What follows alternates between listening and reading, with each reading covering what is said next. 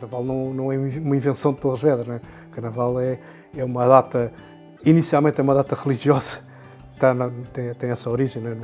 no entrudo e no início da Quaresma, e portanto penso que o Carnaval de algum modo já se comemora em Torres Vedras e no país, em zonas de influência cristã, se calhar desde o tempo dos romanos, não é?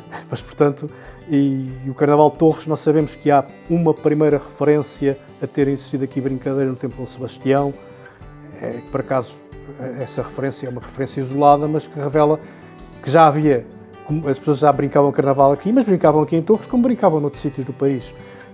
E era uma queixa por causa do jogo do galo, que era um costume que as crianças tinham, que era pôr um galo com a cabeça de fora e depois darem cabo do galo. Era uma situação um bocado cruel, mas que está muito ligada à época e aos brincadeiros de Carnaval.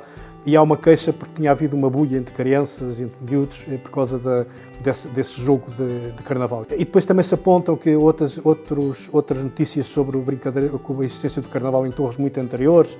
Sabe-se que há também uma queixa. Geralmente as primeiras notícias que aparecem são sempre questões de polícia. Foi uma queixa em 1862, em 62 ou 65, agora não tenho... Portanto, no início do século XIX, há uma queixa por causa dos conflitos que houve aqui, porque havia uma comemoração do Carnaval numa coletividade, num teatro, ali para os lados onde é hoje a Igreja de São Pedro, lá nas Traseiras, e constou que nesse teatro iam gozar com a Igreja, com a Nossa Senhora, e então os frades do Varatojo e do Barro trouxeram pessoas aqui a Torres Vedras para protestar.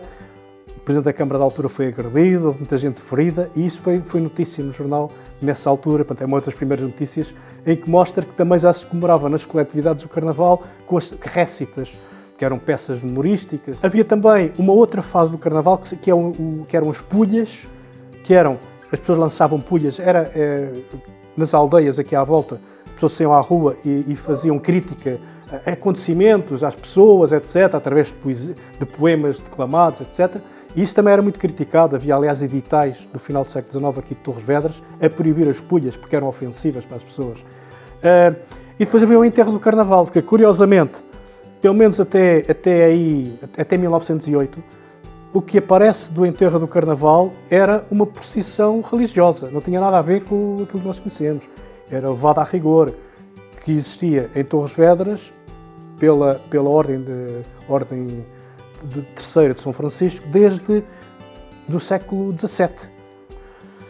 Cerca de um mês, não sei se chegou a um mês, antes da data do Carnaval, o Dom Carlos foi assassinado, foi regicídio. E o Carnaval de 1908 foi um dos mais animados que houve em Torres Vedras. Inclusive, um Carnaval que, na rua, que ridicularizava as forças do João Franco, tinha sido a ditadura João Franco, tinha havido nessa altura, do Partido Nacionalista, e é também nesse ano que aparece uma primeira referência a um enterro de Carnaval, como nós agora conhecemos. E depois, então, há ali várias iniciativas. Por exemplo, em 1912 temos a primeira fotografia do Carnaval de Torres, que foi tirada, veio na Ilustração Portuguesa, que teve a ver com um grupo que gozava com as forças do Paiva Couceiro. O Paiva Couceiro tinha tentado a restauração da monarquia em várias tentativas de revoltas a partir de 1910. Portanto, os republicanos aqui também estavam ligados a isto. E depois temos as coletividades, porque o Carnaval de rua, que nós conhecemos, com as dinastias, com o rei do Carnaval, etc., sai das coletividades. Há uma primeira grupo, em 1922, ainda sem um rei, que vai circular por várias coletividades, e depois em 23 temos o aparecimento do rei de Carnaval, e em 24 o aparecimento da rainha, que era um homem. Portanto, estas são algumas características. De facto, aí em 23 define-se a personagem do rei de Carnaval.